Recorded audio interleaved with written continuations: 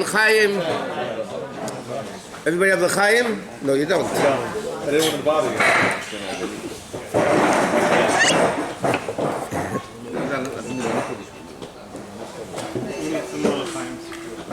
I just... Yeah, so do that. We'll make a third of L'chaim. 1 second. Let's make L'chaims.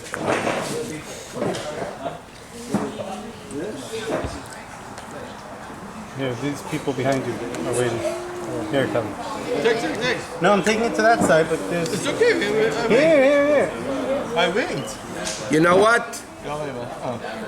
You have to grab and to eat, grab and drink. This world is almost over. You want? Here, This world's almost No, over. yeah, excuse me. Need a couple more. the end is near.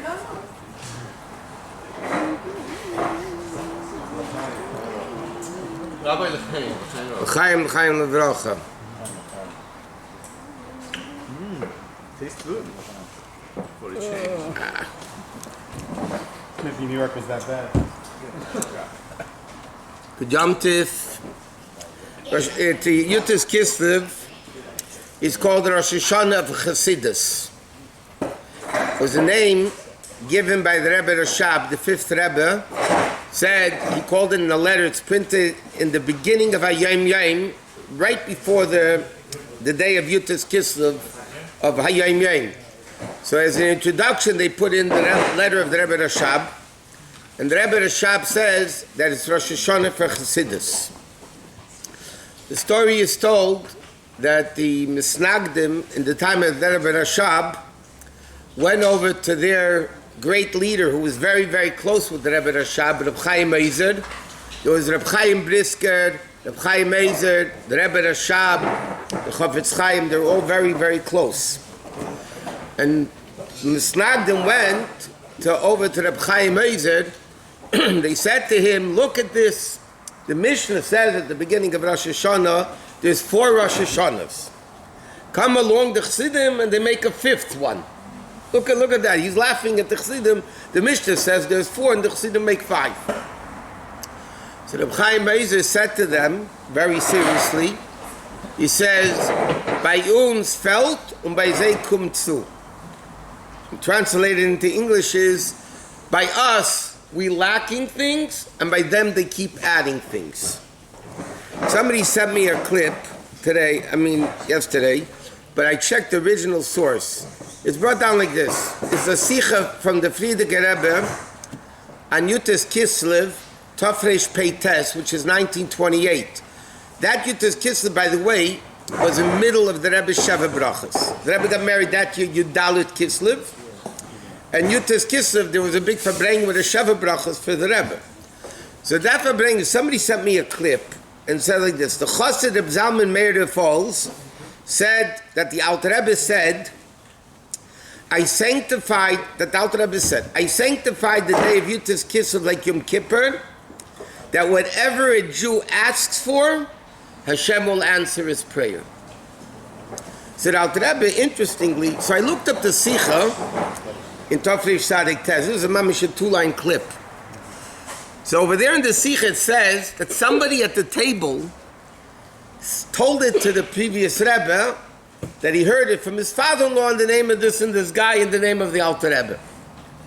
So the way the Sikha says, the Frierdiker Rebbe answered in Yiddish, Nishkoshe. No, it's not bad. It's not a bad idea.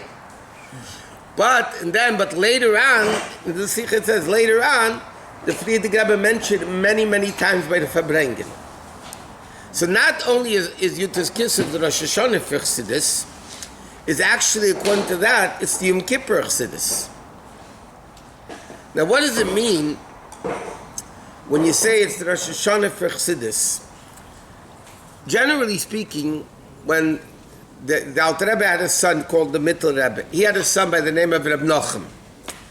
And this Reb Nochem, at every Farbrengen in the Yutas Kislev, he would go through the entire story of what happened, the arrest and the liberation, how it came about, and it would be hours and hours. Now everything's printed in the books, it's online, you can get the whole story from beginning to end. It is a remarkable story, all the details of the story. But, This is the story? No, I was saying it's printed already from the Friedrich Rebbe Siches and exactly what happened. And generally speaking, the Rebbe didn't tell over the story too many times, the whole story from beginning to end. The Rebbe would pick a story, and the Rebbe would learn a lesson, a lesson from the story, what the story teaches us. But the whole concept of Yudtes Kislev we discussed already many times. It wasn't a physical decree that the Alter Rebbe was thrown into prison. Okay, in a nutshell, the Baal Shem Tov revolutionized Yiddishkeit with his Hasidic philosophy. That was followed by the Magid. And then it was followed again by the Alter Rebbe. And the Misnagdim couldn't take it. They were afraid. I mean, to speak to Lekaf Schus, to give them the benefit of the doubt. It was in the time of the Baal Shem, right before the Baal Shem Tov was Jeshapsi Tzvi, the false Mashiach, and Jacob Frank, which was a false Mashiach. And the Misnagdim at that time thought that this is another cult going to happen to draw people away from Yiddishkeit. And the Rebbe said many times, it's interesting, if the Chassidim were the new philosophy, they should be called Misnagdim. Misnagid means opposition. The oppose, that's what Misnagid means. The Misnagid means to oppose. Now the Rebbe explained, really, the Chassidim should have been called Misnagdim because they were opposing the old way that the world had. And we see that that's not true. Even the Misnagdim called themselves Misnagdim, while the Chassidim called themselves Chassidim, and the Misnagdim called the Chassidim Chassidim. So what happened was, the Misnagdim wanted to stop the disseminating of Chassidus. So they snitched to the Russian government on the Alter Rebbe. A lot of students of the Mizritcher Magid moved to Eretz Yisrael. The Mendel Docker, and in fact, Alter Rebbe was on his way. The Alter Rebbe was on his way to Eretz Yisrael. And midway, the Alter Rebbe says, I changed my mind, I'm going back to White Russia, because he realized that was his place in mission, because that was the stronghold of the Misnagdim. And Alter Rebbe was given that area by the Mizritcher Magid, by his Rebbe. And Alter Rebbe felt, this is my place where I need to be. So, how did they make trouble for the Alter Rebbe? The Alter Rebbe, in many of his letters, if you learn Tanya, you'll see the Alter Rebbe is speaking about giving tzedakah in Eretz Yisrael. The Alter Rebbe made campaigns because those people that went to Eretz Yisrael, they had mamish penniless. There was nothing going on in Eretz Yisrael. It was under Turkish rule. It was like a fifth world country, not a... And Alter Rebbe supported that the people Chassidim should give money to the people in Eretz Yisrael. So what did they do? The Misnagdim snitched to the Russian government that the Alter Rebbe is giving money to the enemy of Russia. At that time, Russia and Turkey were at war. And by the Alter Rebbe giving money to Eretz Yisrael, they were saying that the Alter Rebbe is supporting the enemy, which got the whole investigation. Okay, that is in the physical sense. By the way, somebody mentioned this before. There was a big rabbi in Pinsk. His name was Avigdor. Avigdor was from the Misnagdish, great people. He actually was very instrumental in getting the Alter Rebbe into prison. Eventually, when the Alter Rebbe got out of prison, the Chassidim were celebrating. So Avigdor came once to the Chassidish Farbrengen, and he said to them, you guys have to thank me for this holiday. Because if I didn't snitch, the Alter Rebbe wouldn't have been put into prison, and you wouldn't have the holiday. So you have to thank me for the holiday. He said, no, seriously, he said to them, you have to thank me. I heard this from non-Chabad people. He ended up becoming a drunk at the end of his life, and he was nothing. But that's the physical aspect of it. But like we know, the Rebbe says many times that anything that happens in the physical world is because in the spiritual world it's like that.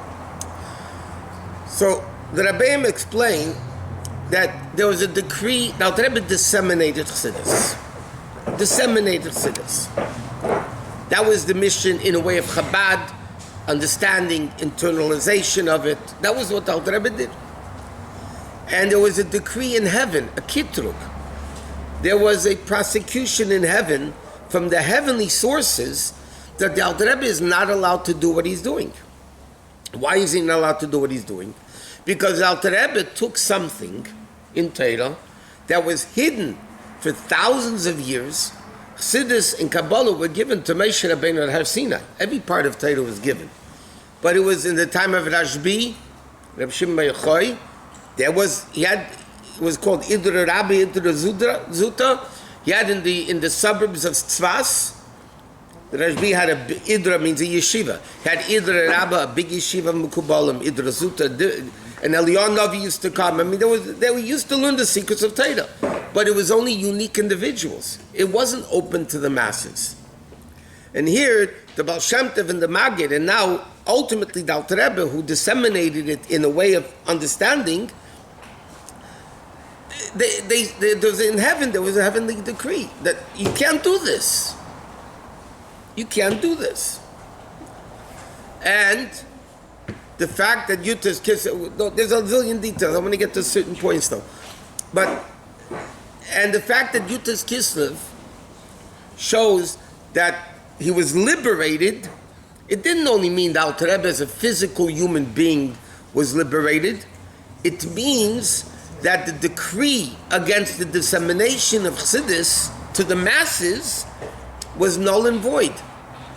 And in fact, we know that when the Alter Rebbe was in prison, the Maggid and the Baal Shem Tov came to him, and the Rebbe has a whole discussion in a Sikha, were they in human form, in neshama form, and in fact, the Alter Rebbe tried, the way I understand it, the Rebbe tried to find out the measurements of the Alter Rebbe's cell, if it was possible for 3 people to be there at the same time.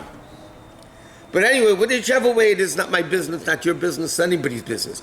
The Baal Shem Tov and the Maggid came to visit the Alter Rebbe. And the Alter Rebbe, yeah, wasn't like the country clubs here. Here you go to country clubs when you get in jail. Free room and board, gyms, whatever you want is there. Yeah, it's mamash. Over there was a loch in the ground, you know what I mean, a hole in the ground with nothing. So the Alter Rebbe asked them, why am I here? And they said, for disseminating Chassidus. So the Alter Rebbe said, should I stop when I get out? They said, no, on the contrary, you have to do more than you did before. In fact, the Rebbe Rashab in the famous letter says that just like in order to get oil out of an olive, you have to torture the olive. Azayis, the Gemara says, when you press it, it makes oil. The Rebbe Rashab said, in order for the Alter Rebbe to give ultimate oil, which is likened to Chassidus, as the Rebbe explains in Kuntas and Yon Shotei Chassidus, you need to torture it. And the torturing of the Alter Rebbe, that is what brought the dissemination of Chassidus into a much greater level. So in order to really understand what Yudtas Kislev is all about, not Stam, the Alter Rebbe is put into prison, he got out of prison. What is the real meaning for us of Yudtas Kislev and how it affects us? In other words, how it affects us in our day-to-day living of what we need to do. So first we have to say l'chaim.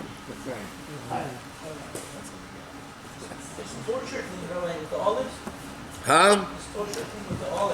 Yeah. What do you think my wife's trying to squeeze out? We need Rabbi L'chaim. Mendel, I mean more. Oh. I'm poor, I need a Call up patient God Nason.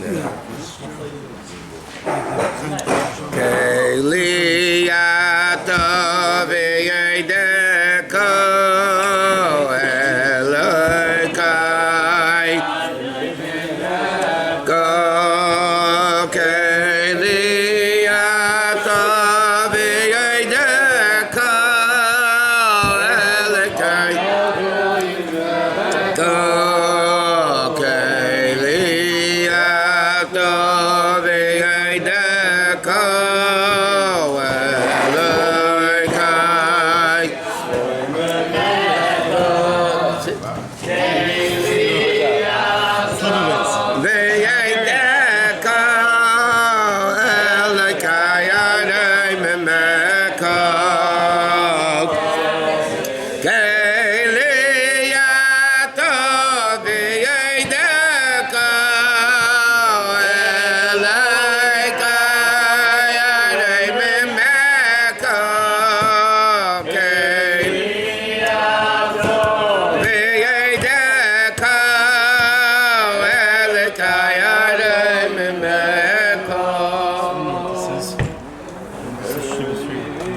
this is scotch, and that's.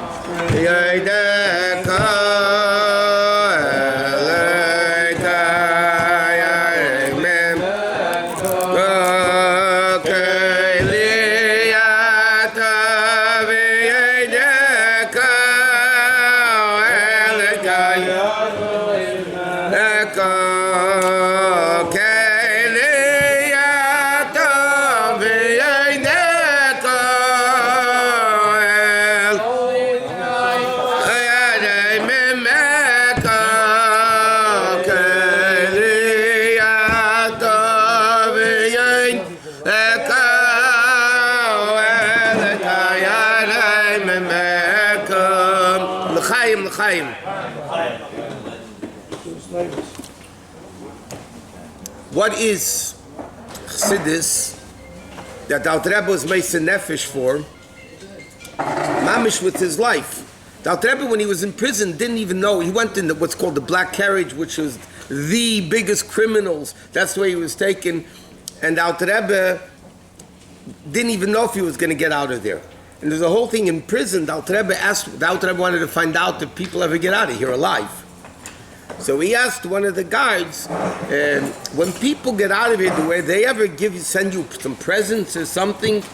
He said, yeah, they do. So the Alter Rebbe knew that you can get out of there. That the Alter Rebbe, the Zay is depressing. Chassidus is the essence of Torah. We learned already many times. In English, it's called an essence of Chassidus. It's a remarkable sikha that the Rebbe said, Yutes Kislev, Tovshin Chavov. Yutes Kislev, 1965. I was the kid. I was 14 years old. I just turned 14. I was at the Farbrengen. It was a long sikha. I didn't know what in the world the Rebbe was talking about.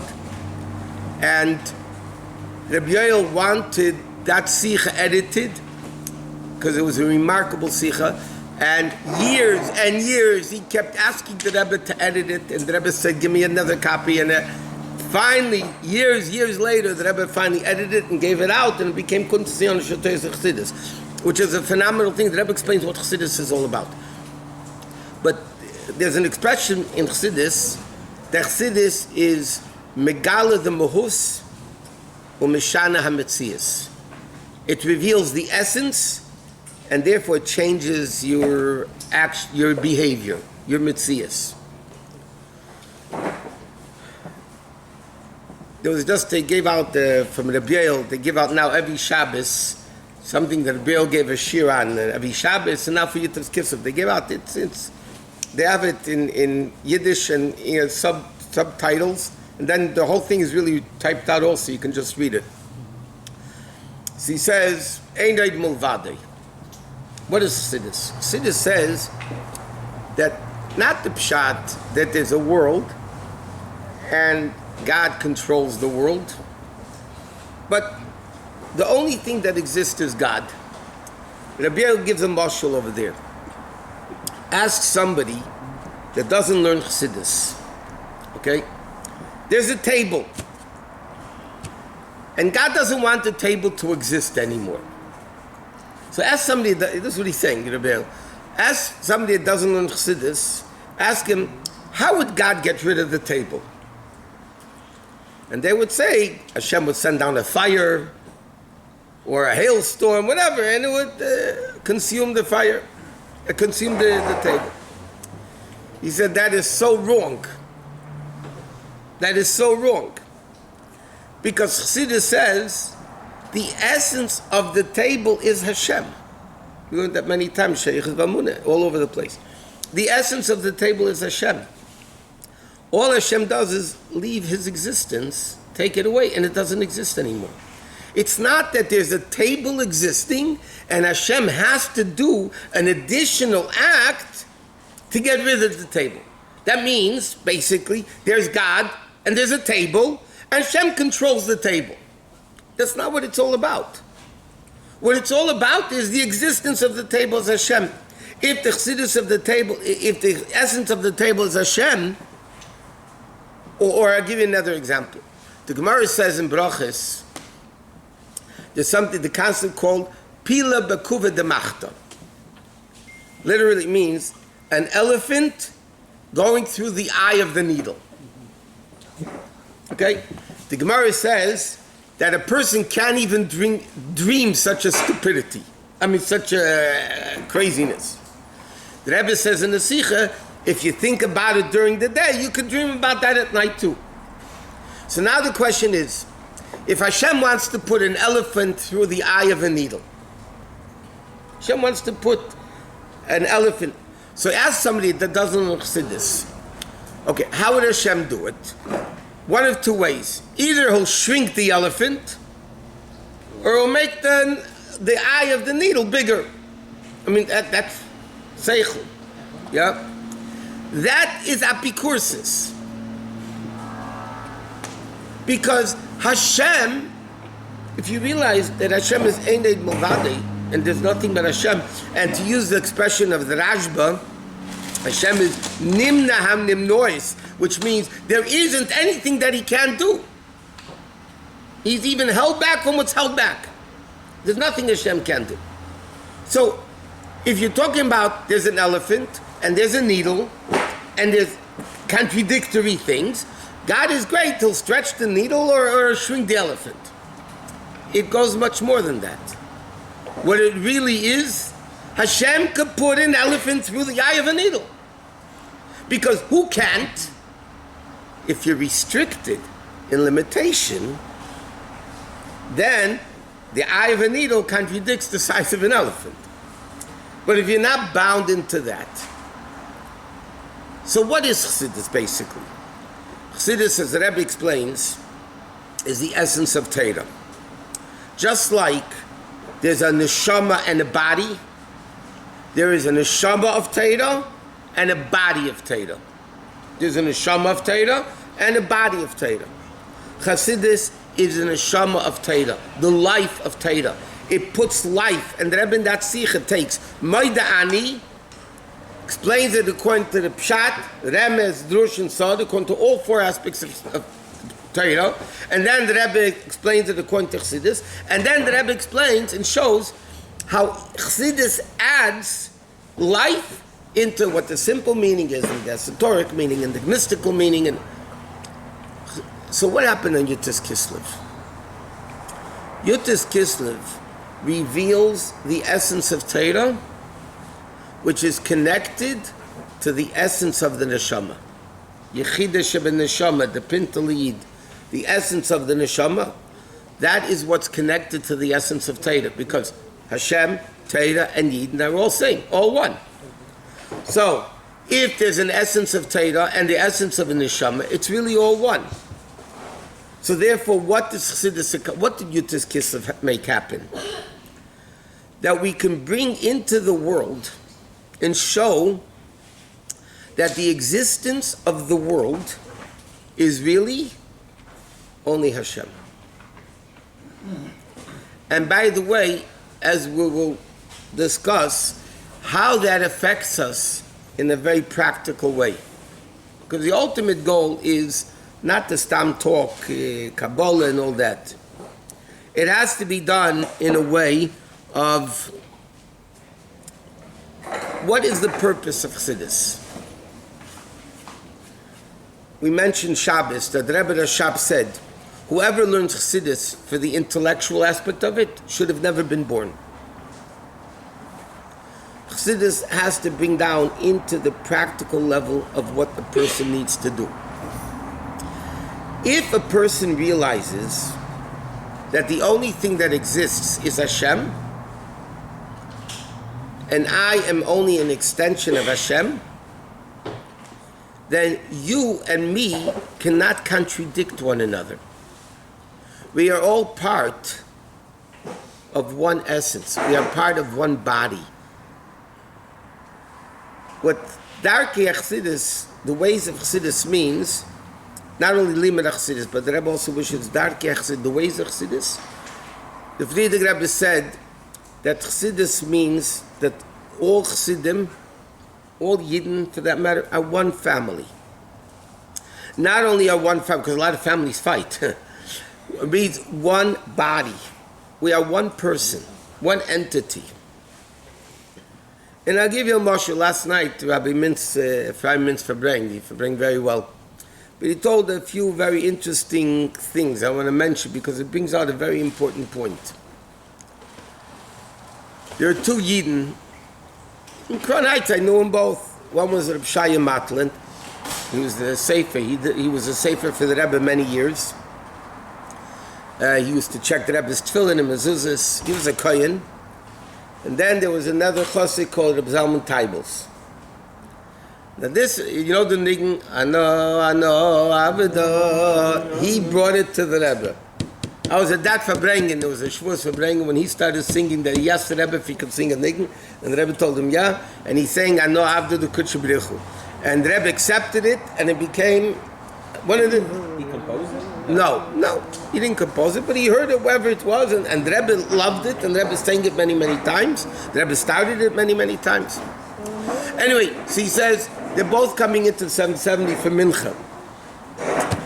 And Reb Zalman Teibels turns to Reb Shaya Matlin. He says, Reb Shaya, maybe you have a gartel? You need the gartel. So Shaya Matlin says to him, sure. He gives him his gartel. So Zalman Teibels turns to Reb Shaya Matlin and says, so what are you going to daven with? So you don't have a gartel. Right? So what are you going to daven with? So he said to him, you know, your words of Chassidism, even one-liners, but they're so remarkable. He said to him, listen, davening with the gartel is a very nice Chassidic custom. It's a very nice Chassidic custom. Doing a Jew a favor is a biblical mitzvah. What do you mean, what am I going to daven with? Giving you a gartel is holier than me davening with a gartel. You know, that's a feeling that a chassid, you know, gets. Somebody once called the Rebbe's house. It was an emergency. They called the house very late at night. They had needed to speak to the Rebbe. I mean, not to speak through the Rebbetzin, they would speak to the Rebbe. And the person apologized to the Rebbetzin for calling so late. And the Rebbetzin said to him, you don't have to apologize. That's what we're here for. I mean, we're here to help somebody else.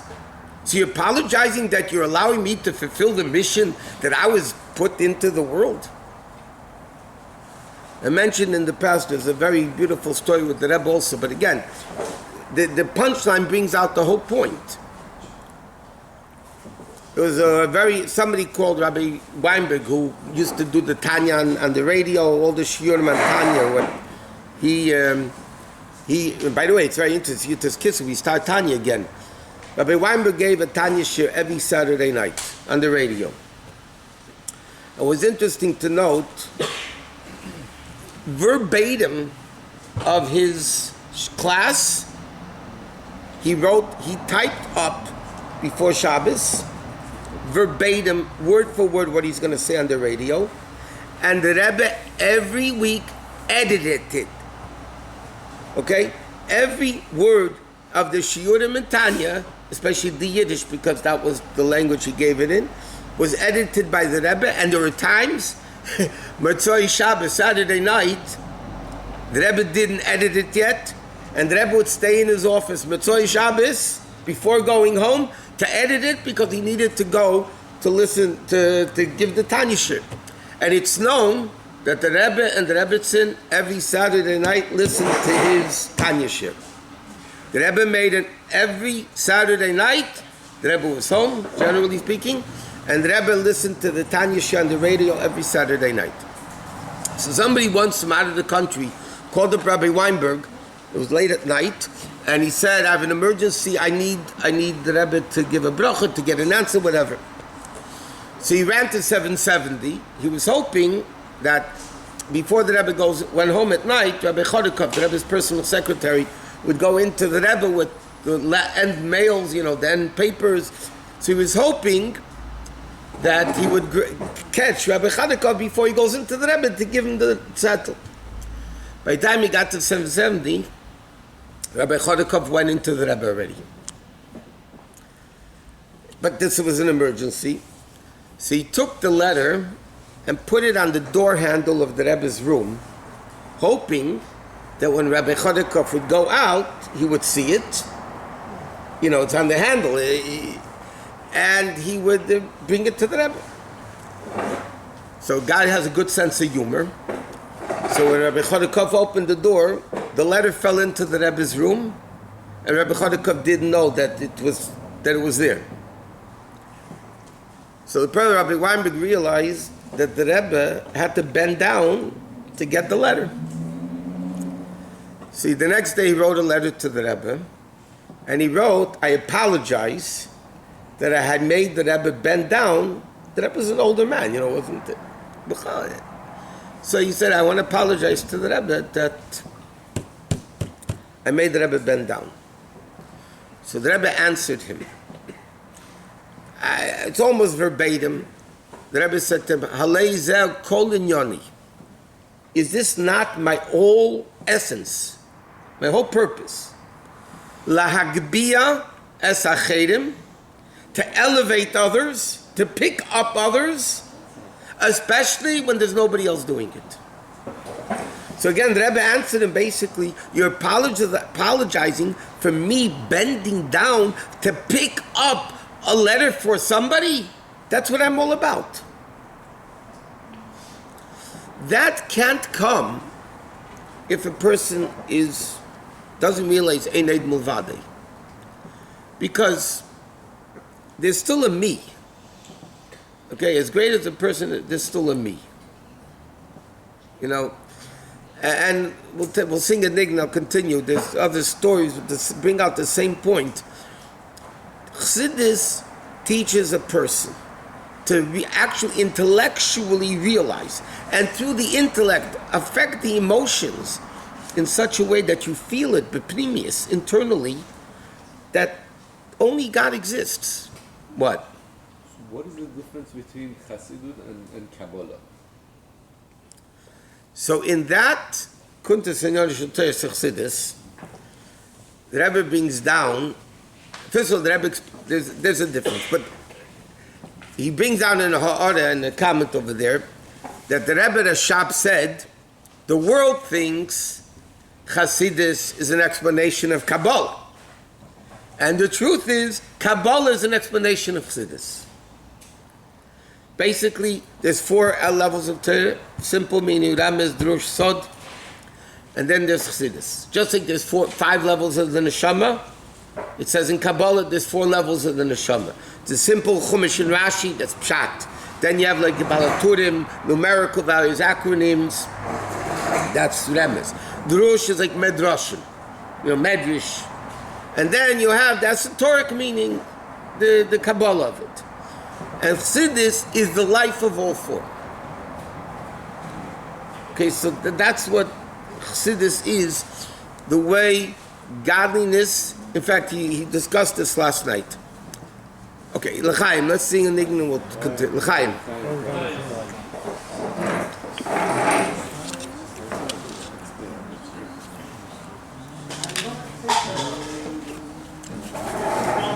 You talk to L'chaim?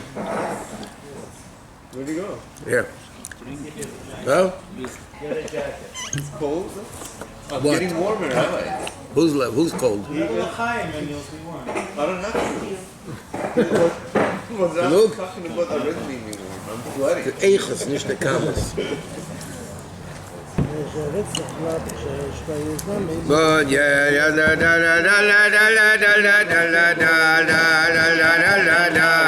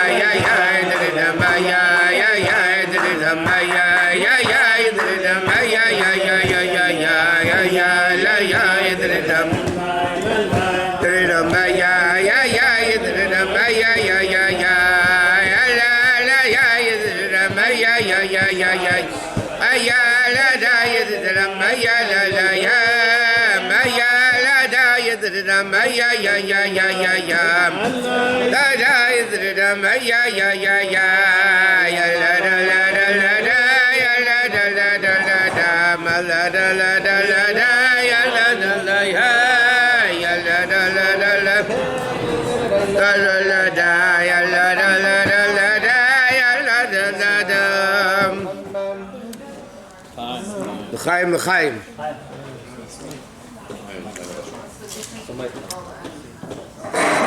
When it's printed already from the Rabbeim that initially when the Alter Rebbe wrote Tanya, it was authorless, it was nameless, it was kuntreisim. And when they finally showed, when they got together to print the Tanya, that they brought it to Rabbi Yosef Shusterman. Rabbi Yosef Shusterman said, wow, he took such a great God and put it into a little book. Now, the Rebbe took such a great God and he put it into such a little book. Rabbi Yosef Shusterman, about Tanya. This is before they became Mechutonim. Later, their grandchildren married each other. Maybe that's why they became Mechutonim. No, they were very, very close. In fact, there's a story with him when the Alter Rebbe was taken in prison. They came to the Rebbe, the Alter Rebbe sent him to the Rebbe Yitzchak to get a bracha. And he said, how was the Alter Rebbe? Was he calm? Was he not calm? He said he was calm, but he didn't take certain clothing. He didn't take. And then he asked, what's the Alter Rebbe's mother's name? So Chassidim they didn't remember.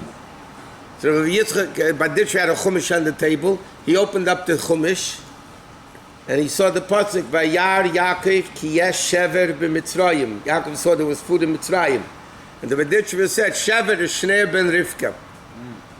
So he said that was the Alter Rebbe's name. Anyway, so the question is, what does it mean? The Alter Rebbe took a great God into a little book. If he's a great God, a big book also is not going to do anything. But what does it mean? So he gave a mashal last night. It was interesting. A guy has a $1 million bill. Yeah, somebody gives you $1 million bill, if there's such a thing exists. Soon $1 million is going to be like a $100 bill. The way it's going, there's not going to be too much of a difference. Inflation, they'll get $1 million. If what buys $100 now, you need $1 million. Anyway, so what are you going to do? You're going to put it into the bank. You're going to want to buy a soda, a coffee. You're not going to break the $1 million bill. You'll get whatever. He said, what did the Alter Rebbe do? What he meant was, the Alter Rebbe, this is what the Baditcher said.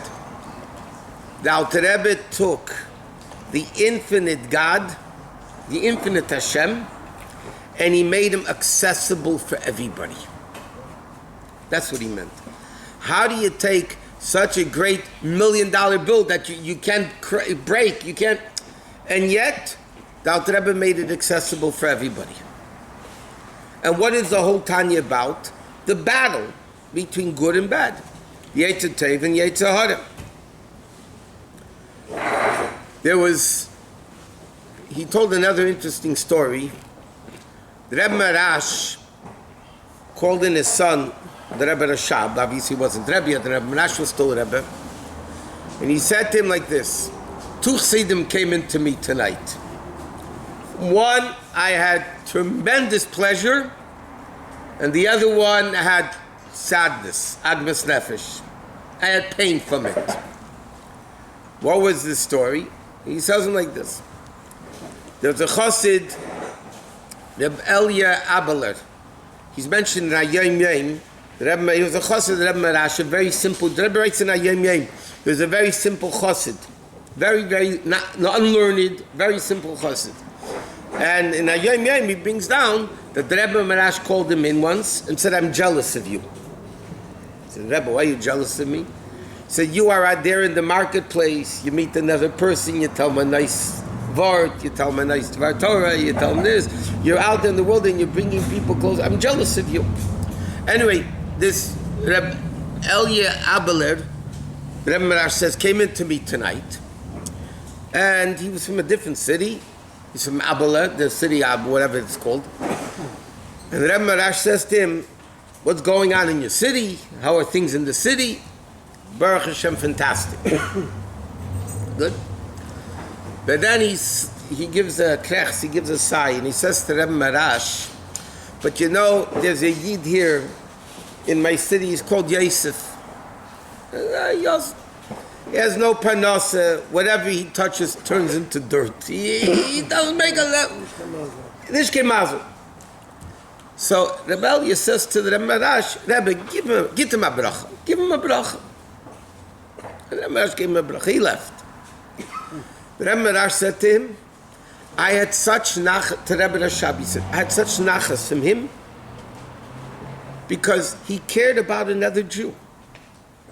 He cared about another Jew. Unlearned. Then he says another chassid came into me, a guy who was a genius in learning, wrote many books, many svarim. And the Rebbe Marash asked him, "No, Vaad Din Stott?" He says, you know, what's going on in the city? He said, Baruch Hashem, we have shiurim, and we're learning, and we're davening, and we're writing books. Sky philosophy. And then the Rambam said to him, and what's doing bein Adam lechaverei, between man to man? And he said to him, you know, Rebbe, it's like Gvirische junge Leid. It's like rich people that they only care about themselves. So Rebbe Marash said to him, I hope the next time you come, you'll give me better report. And when he left, the Rebbe Marash called in his son, the Rebbe Rashab. And he said to him, the first chassid gave me such enjoyment, such nachas, such pleasure, because he cared about another Jew. And this guy, with all his learning, he was only caring about himself. Yeah, we're learning. I have that sometimes you meet people, know what's going on, psh, Baruch Hashem, we're learning, we're this, we're steiging, this. That's all about me. It's all about me. I'm learning, I'm coming great, you know. We mentioned many times, there's a story, two kids grew up together, and then one became a chassid and one didn't. And many years later they meet, and the chassid asks the non-chassid, no, tell me what happened in your life since we met as kids. He says, Baruch Hashem, my whole life I was striving to become a somebody. My whole life I was striving to become a gadol. And the chassid said to him, you know, that's funny, because my whole life I was striving to become a nothing. My whole life I was striving to become a nothing. Chassidus accomplished that a person should realize there is no me. There is Hashem, and I am a vehicle and a tool to accomplish the mission that Hashem wants me to accomplish. That's what it's a mission for me, to accomplish what I need to accomplish. And that's it. That is what Chassidus really accomplished. What is a concept? Okay, the Alter Rebbe was in prison, and then he became redeemed from prison. Geula. What does Geula mean? There's Golus, and there's Geula. We're all asking for Geula, Mashiach, now, whatever. What is Golus? Prison versus freedom. What does it mean? The definition of jail is when somebody else controls me. That's when you're in jail, you can't do what you want. There's no freedom. Somebody else is controlling you. No smart cracks, by the way. I know, I saw. I knew it before you said it. That was coming. Okay. Mendel wouldn't say it if his he wouldn't say it if his better half is here. Anyway, by the way, it's all on tape, so it's going around the world, which is fine with me. Anyway, so, Golus means somebody else controls me. What does Geula mean? What does freedom mean? I control myself. In Pirkei Avos, the Mishnah says a very strange statement that without Torah doesn't make sense. Without Chassidus doesn't make sense. The Mishnah says, "Ein loch ben chayrin ela mi she'esek b'Torah." There is no free person, only one that does Torah mitzvahs. There is no free person. And the Rebbe says in halacha, when it says ein ela, it could have said ein ben chayrin rak she'esek b'Torah. Ein ben chayrin ela mi, ela, the double negative, so to speak, meaning there is no freedom except one who's occupied in Torah mitzvahs. Ask any Jew that keeps all mitzvahs. There is no more of a restricted life than Yiddishkeit. By the way, think about it. From the minute you wake up until the minute you go to sleep, from the minute you're born until the minute you die, Torah says what to do. Torah tells you how to be born, how to open your eyes in the morning, how to go to sleep at night. Yeah, Torah tells you how to go to the bathroom. Torah tells you how to conduct business, how to have relations, how to have. What type of freedom is that? And the Mishnah is intelligent. Mishnah says, "Ein loch ben chayrin ela mi she'es b'Torah." Torah says, Torah controls our thoughts. Torah controls our speech. Torah controls our action. That's freedom. I can't think what I want. God says, no, you can't think. This is what you got to think. This is what you cannot think. What is that? That's freedom? What does it mean? And this is what the Geula of Yutas Kislev really is. In other words, like this. We think we're free when we're not. I'll give you an example. The clothing you wear is basically based on what somebody else in Italy or France or wherever it is decided what the fashion is going to be. Or China.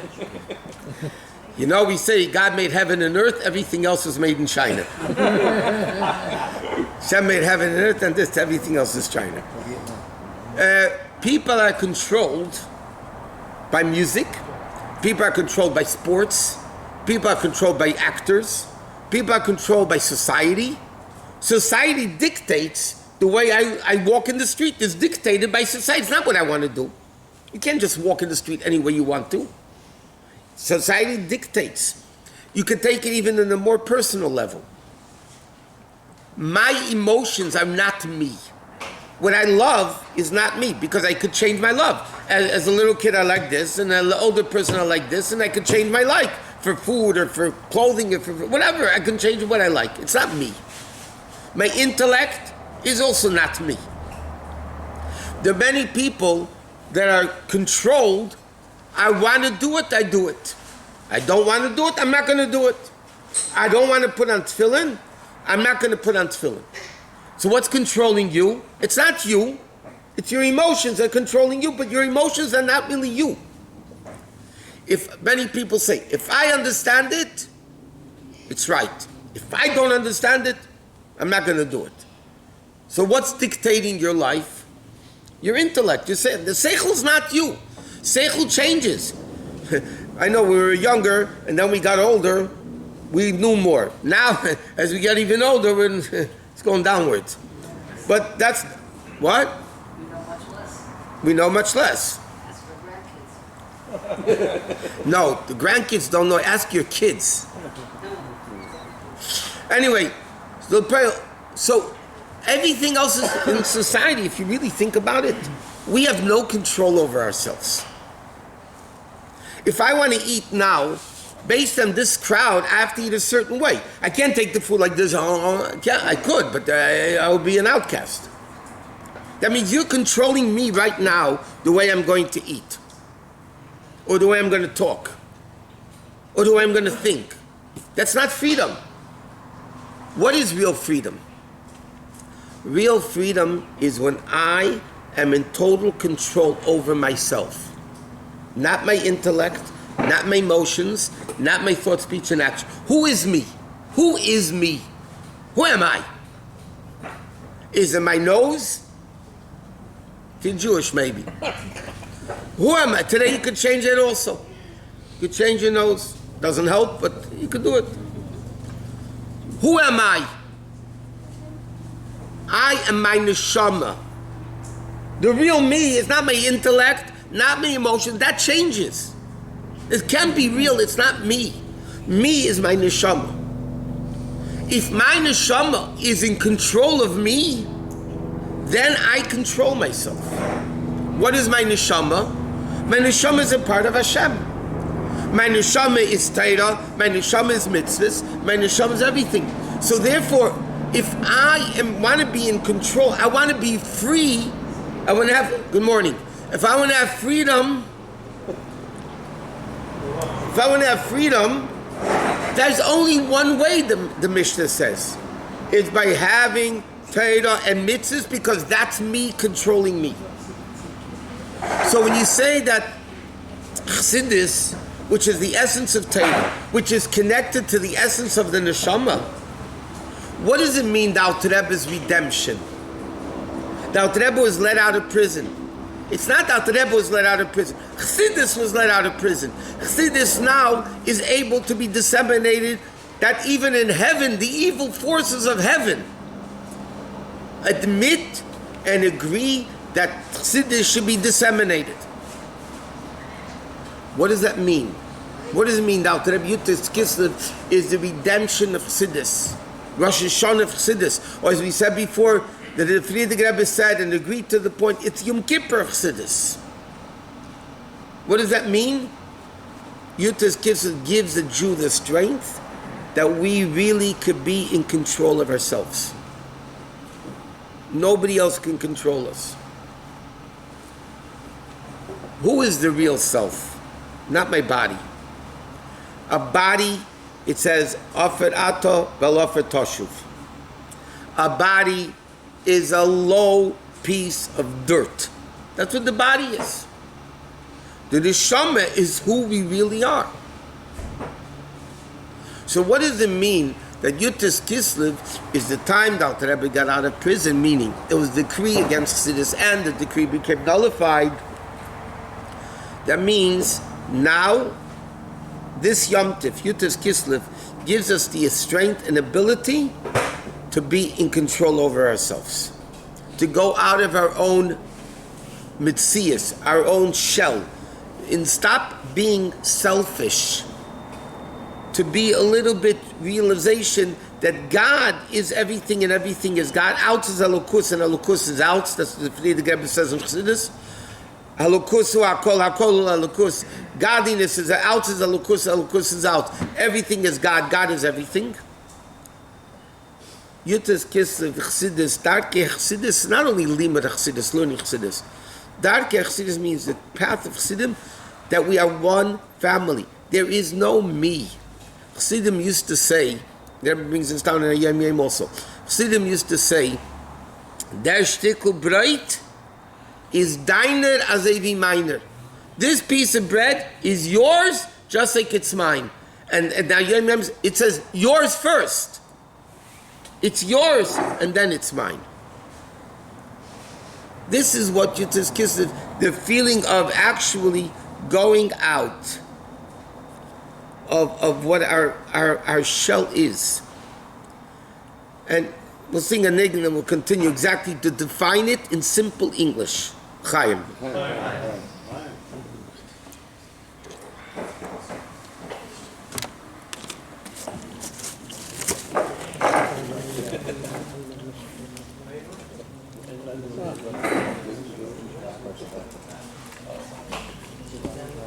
We'll start a song.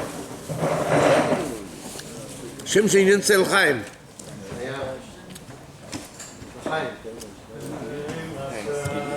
Kasi malech sheyavoto menesecha chotzai ayay masai kasi malech sheyavoto menesecha Masai, Masai, Masai, Masai, Kosima, Lel Sheyavuto, Masai, Masai, Masai, Masai, Kosima, Lel Sheyavuto. Go eat something. La ya la la la la la da ma ya da la ma ya ya la da ma ya da la.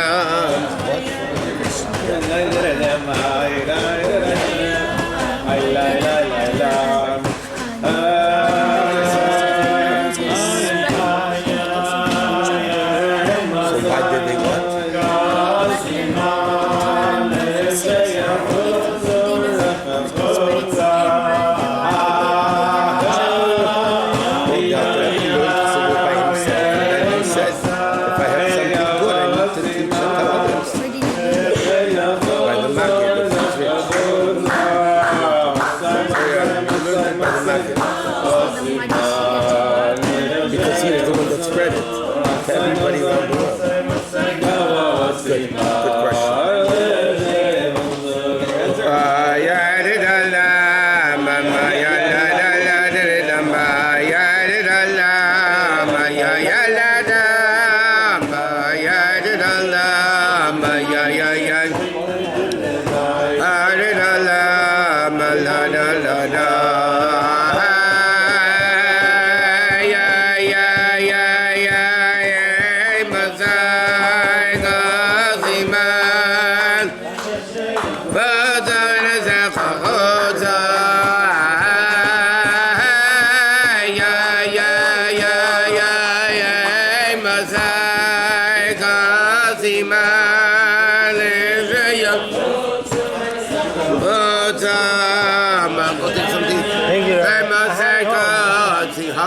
Dinner at home.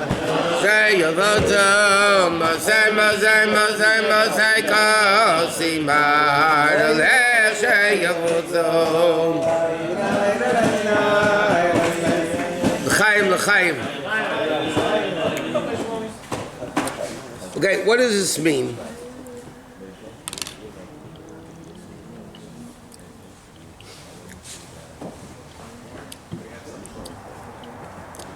One of the foundations in Tanya, in Perek Tezvov, the Alter Rebbe explains what's the avodah of the Jew. The difference, like the Gemara said, between one who serves God and one who doesn't serve God. One who doesn't serve God, the Gemara says, Chagiga is one who learns the Gemara 100 times. One who serves God is one who learns it 101 times. What does that mean? So 101 times, the Alter Rebbe explains, the Gemara says really in Chagiga, that because it was all oral, people used to review everything 100 times to remember it. So the nature was 100 times. If somebody would want to go above and beyond the nature, it's like the concept of overtime, you get officially, you're supposed to be getting paid more. Why? Because it's breaking your nature. We always give a mashal, you can teach a class from 9 to 12. Kids, the bell rings at 12 o'clock, from 12 to 12:01, it's harder to control them than the first 3 hours. Why? Because they're used to sitting and listening. Then you're going to have 12 or 12:01. What's unique about Chassidus comes to a Jew and says, listen, you don't have to be Moshe Rabbeinu. You want to be great? You want to reach God? You want to become one who serves God? All you have to do is go out of your shell. You learn 10 minutes a day. Learn 11 minutes a day. This guy's learning 20 hours a day. But you know what? He may be called loy avoda. He could be not serving God, because that's his nature. Serving God with nature is called, the Gemara says, not serving Hashem. Why? Because it's still limited. You are a limited human being. Limited cannot reach the infinite. That's the whole concept of Yetzias Mitzrayim. What's the concept of going out of boundaries and limitations? You want to go out of boundaries and limitations. It's not You don't, and that's what Chassidus explains. You don't have to compare yourself to Moshe Rabbeinu. We don't have to compare ourselves to the Alter Rebbe, to the Rebbe. You don't need to do that. What you need is compare yourself to ourselves. If I'm accustomed to learning, davening, tzedakah, let's pick the 3 pillars of the world, and I just do a little bit more, and I break my nature, you become connected to Hashem greater than somebody who learns 20 hours a day, if that's what their nature is. Think about it, it's remarkable. And out there for that, Tanya is based on the pasuk, Ki kareve lecha davar meid. It's very close and easy for a person to reach this level. Why? Because the Alter Rebbe is saying, all I'm asking, what Torah is asking you to do, is just go out of your shell. Stop thinking about yourself so much. It's by nature to learn 10 minutes. Go out and learn 11 minutes. You give $1 to tzedakah, give $1. I mean, don't do that. I mean, you could, but it's good for the pushka in the house. You know what I mean? Break your nature. It doesn't have to be a massive, you don't have to learn from 10 minutes a day to 20 hours a day. It's not going to last. It's not going to be, it's not plenius. It's all hoo-ha. It's not going to last. Chassidus comes along and says, learn a little bit more. Do a little bit more. That's all it takes. You break your nature, or in a better yet, put somebody else before you. How can I help somebody else? Instead of asking, in fact, he mentioned this last night. He said he gives a shir with Satmar Chassidim. There's a class with Satmar Chassidim. And this Satmar guy out of his own came to him, to Rabbi Mintz, and he said to him, I want to tell you something. When we have a special occasion, whether it's a yard site of a tzaddik or whatever it is, we come, our whole thing is to ask the Rebbe, it's a good time, opportune time, get a bracha. What can I get? Panasa, that's all. You ever hear them talk? That's what they give bracha. He said, by you guys, he didn't, this is coming from the guy by himself. He said, by you guys, it comes Gimel Tammuz, Yud Aleph Nisan, the Rebbe's birthday, Yud Kislev. What do you guys do? Let's make halachic. Let's make resolutions. Let's do more for the Rebbe. Let's do more learning and more spreading Yiddishkeit. Let's do more. He said, the Satmar guy said this. He said, by us, it's all about getting brachas for us. It's not about giving. Yutas Kislev, redemption means we should go out of our own boundaries and limitations, feel somebody else, put somebody else before I put myself. And this is in very simple things. Very simple things. If somebody needs something, let me help them before I help myself. Why am I more important than them? There's a Gemara that says, who says your blood is redder than somebody else? One of the 3 sins, you have to give up your life. Is idolatry, adultery, and murder. So idolatry and adultery, they learn. But the Gemara says, how do you know murder? You have to give up your life. We don't find that in Chumash. And the Gemara says, it's a logic. Because they tell me, kill somebody else or else I'll kill you. Yeah? So you have to give up your life. You have to get killed rather than kill somebody else. And the Gemara says, why? Who says your blood is redder than his or hers? He's just as important as you. Somebody's going to die. Who says you are more important than them? So to be actively killing somebody, passive is one thing. But to actively kill somebody, who says you're better than them? Why are you actively killing somebody? That's what the Gemara says. And from that we learn out that adultery you have to give up your life for. Can you translate that in practical if somebody comes to kill you? God forbid. If somebody halachically comes to hold a gun to your head and says, kill that guy or else I'll kill you, halachically, biblically, you have to say, kill me. And if he comes to Who? Some crazy person. No, you can self-defense. Self-defense. No, self-defense, the Torah says you're allowed to. It's a mitzvah to, in fact. No, self-defense you have to. But I'm saying not self-defense. A guy says, or the same thing, the Gemara says, it's brought down Shulchan Aruch also. Goyim come to a city, and they say, give us one woman, or else we'll kill out the whole city. You're not allowed to give that woman. Not allowed. But you're endangering other people, what happens with that? That's, you don't do an act because everybody's equal.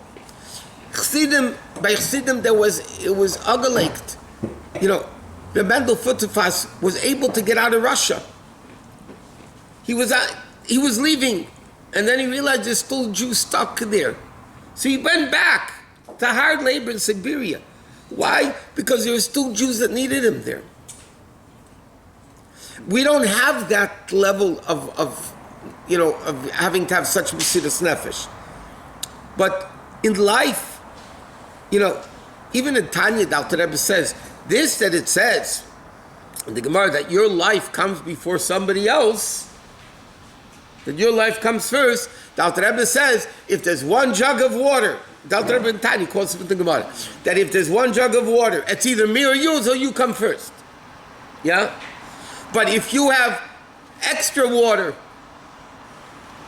then you have to give it to him. B'chlal, by Chassidim, they had Mesiras Nefesh to do a Jew a favor. They had Mesiras Nefesh to do a Jew a favor. But don't you think if you share that jug of water... We're talking it's enough only for one. No? But you know it's gonna... You believe next... Okay, not going into the details of the halacha. There's a million details of the halacha. It's a Gemara in halacha. The Alter Rebbe quotes the Gemara in Tanya. But it's it's something that you need to understand. But the point is, liberation of Yutas Kislev means we need to liberate ourselves from ourselves, which means putting God first and putting somebody else first. And it's the same thing. That's why, as we mentioned many times, the 10 Commandments, Sarsa Dibris, are 5 and 5. The first 5 bein Adam Lamokim, between God and man. Second 5 between man to man. Why did Hashem make it 5 and 5?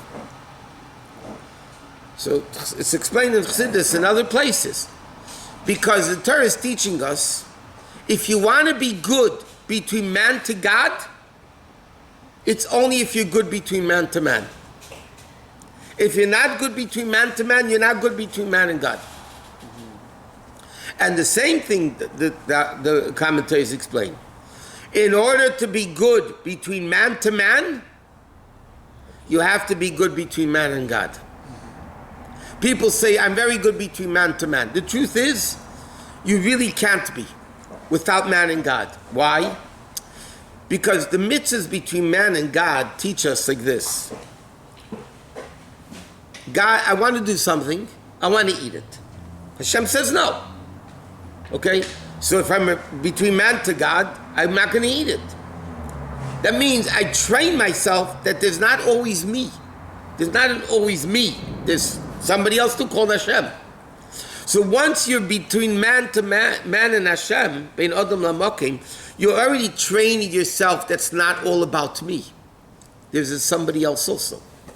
Then it's easier to fulfill properly the mitzvah between man to man. Because you're already trained in your system between man and God. Some say Huh? Some say, yeah, some bring. Yeah, no, they're saying that Chaim Sefer says the same thing. That's the reality of the situation. There was? Yeah.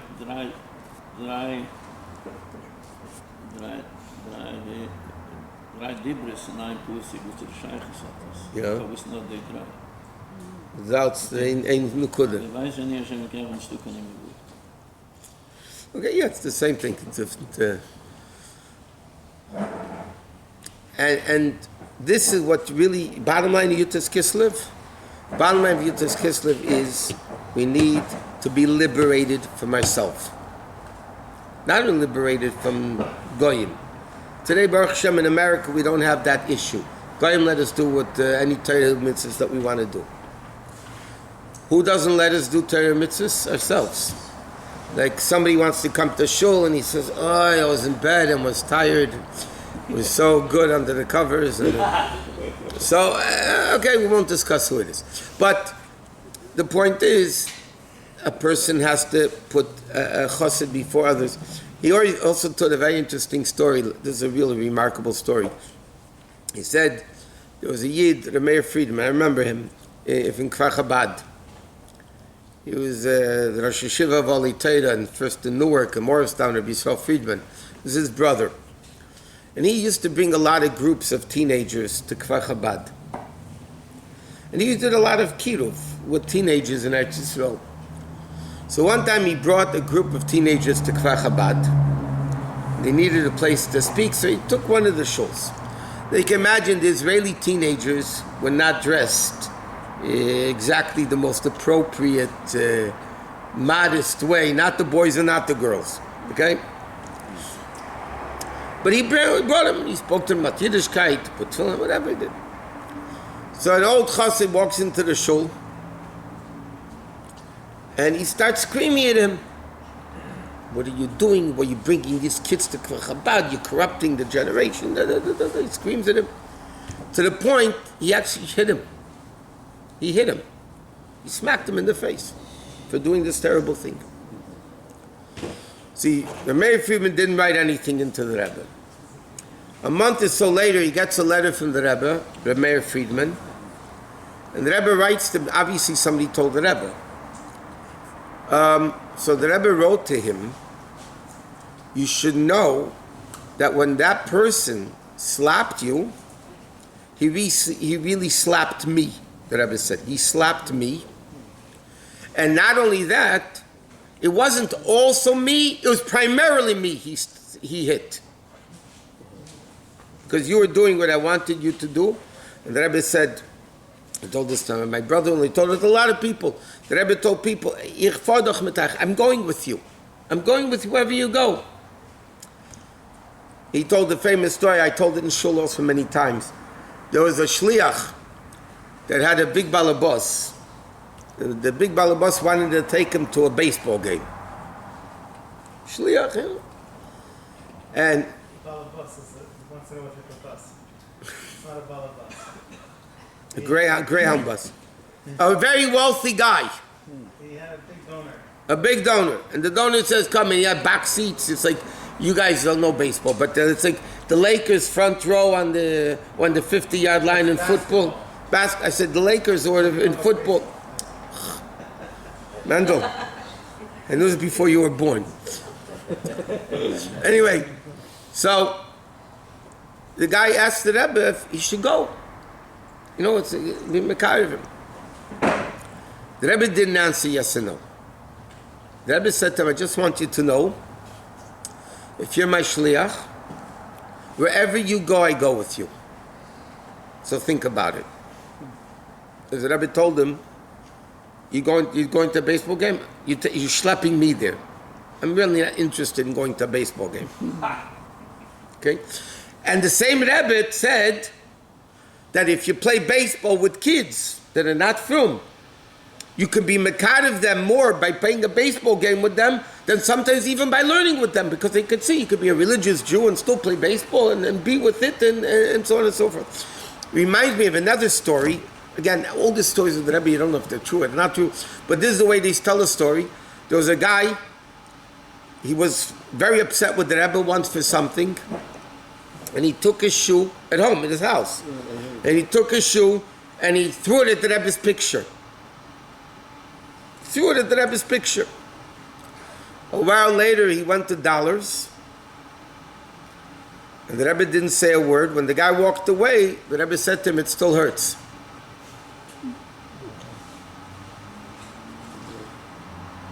Yeah, you know, the Rebbe, we see this, the Rebbe personified that. So he didn't preach one thing and do something else. The Rebbe's whole life, like you said, the Rebbe told the story of Rabbi Weinberg. My whole inyan is to be helping other people. My whole life is to be helping other people. That's going out of ourselves. In Bein Adam Lamokim, there's also going out of ourselves. You learn 10 minutes a day, you learn 11 minutes a day. You daven, sometimes with a minyan, you always come to a minyan. You know, whatever it is, or tzedakah, you give more, a little bit more, just break your nature. Like we said, mitzvahs done in a comfort zone are not, they're good, you know what I mean? They're doing a mitzvah, but it's not what it's all about. That's still prison. That's still limitations. You want to go out of, you want to have Yutas Kislev, you want to have the Rosh Chassidism, you want to be connected to the Rebbeim, you want to be connected to the Rebbe, do what the Rebbe does. The Rebbe loves every single Jew more than he loves himself. Somebody once asked the Rebbe, why is it, he came to the 770 and he saw the love that Chassidim have to the Rebbe. I mean, the love that Chassidim have, you know, Rosh Kislev, when the Rebbe went home, you know, after the heart attack, the Rebbetzin, Rebbe Chaim Mushka was upstairs by her mother's apartment. I mean, after her mother passed away, she was upstairs. And somebody was with her there, and she said that I knew the Chassidim loved my husband, but I never knew to what extent. Somebody once asked the Rebbe, why are the Chassidim infatuated with you? Basically. And the Rebbe answered him, because I am infatuated with every one of them. The Rebbe's whole life was going out of boundaries and limitations.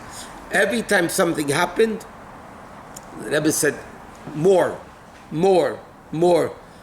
I told the story, it's an interesting thing. There was a guy from Eretz Yisrael came to the Rebbe, and I heard this from Naftali Roth in Eretz Yisrael. He's a big guy in Tzach over there. Anyway, he brought an Israeli guy to the Rebbe who didn't understand the word of Yiddish. He sits hours by the Farbrengen. And many times in the Sikha, the Rebbe would use the expression, Va'ed v'ho ha'ikar. Va'ed v'ho ha'ikar mean, in addition to, and more, which is the primary thing. So afterwards, he was sitting mesmerized over Farbrengen. So afterwards, Rebbe Naftali Roth asked him, what inspired you from the Farbrengen? He said, I didn't understand one thing, but I was very inspired. The Rebbe kept saying, Va'oid v'hu ha'ikar. Right, doing more, that's what it's all about. Status quo is prison. Yutas Kislev is freedom. Freedom means to be in complete control over myself, to be in complete control bein Adam lamokim, bein Adam lachaverei, and being controlling over ourselves is the realization that somebody else comes first. That's what it's really all about. L'chaim, as we leave, what the B'zorga Porvat of English? Huh? Ja, it's nicht. L'chaim, should be Zeichetaka. It's interesting. It's the Yarted of the Mizritcha Magid. The Magid passed away on a Tuesday. The Alter Rebbe was liberated. The original Yutas Kislev was also Tuesday. And this year Yutas Kislev is Tuesday. Shehochbo Bei Kitayv, double Kitayv. So L'chaim, Hashem should help us. We should, as Chassidim used to wish, we should be connected to the Klamke. Klamke is that door, it's a Russian word for the door handle of the Rebbe's room. We should be connected to the truth, to the well, Mayon, well. There's a unique din of a Mayon, a mikveh, to purify you need 40 saw. You want to table a little needle. You want to table this is tummy. You have to table in the mikveh. You can't table in 5 saw of water. You need 40 saw of water. A well, a natural well, the Gemara said, the Mishnah says, Mayin metayr b'kol shehu. The smallest drop, as long as it can cover the object, is good enough. The well springs the wellspring, as Alter Rebbe said, maybe the guy will drink, the sick person will drink 1 drop of the medicine. Maybe a guy will drink 1 drop of Chassidus, and that will cure him, because it's not quantity, it's the quality. And the Eibishter should be zeicha that we should be able to have the real Geula and Chodesh Geula, and you can Farbrengen for hours. That connection to Kislev is light and Chanukah is light, but we'll leave that for a different occasion. The Chaim should be zeicha taka to Freilichen Yutas Kislev, Freilichen Chanukah. Should be talking abundance of light in every day, becoming more and more and more. L'chaim.